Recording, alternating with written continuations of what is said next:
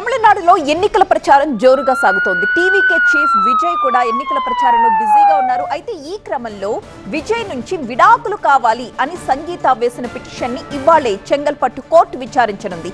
భార్య సంగీతకు విడాకులు ఇచ్చేందుకు నటుడు టీవీకే చీఫ్ విజయ్ నిర్ణయించుకున్నట్టు సమాచారం.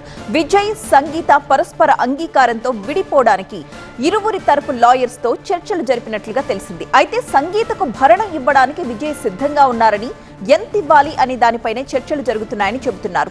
ఆస్తి వివరాల ప్రాతిపదికన చూస్తే 250 కోట్ల రూపాయల సెటిల్మెంట్ ఇవ్వాలని సంగీత అడిగినట్లుగా తెలిసింది. సంగీతకు మాత్రం 35 కోట్ల రూపాయల సెటిల్మెంట్ ఇవ్వడానికి విజయ్ ఆమోదించినట్లుగా చెబుతున్నారు.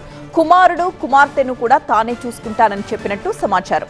మరొక వైపు విడాకుల కేసు ముగిసేంత వరకు చెన్నై నీలాంగరైలో ఉన్న విజయ్ ఇంట్లో తనను ఉండేందుకు అనుమతి ఇవ్వాలని కూడా సంగీత మధ్యంతర పిటిషన్ దాఖలు చేసుకున్నారు.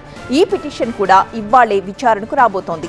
ఎన్నికల ప్రచారంలో బిజీగా ఉన్న విజయ్ ఇవాళ జరగబోతున్న విచారణకు ఆన్లైన్ ద్వారా హాజరవుతానని ఈ నెల 17న మరొక పిటిషన్ కూడా దాఖలు చేశారు.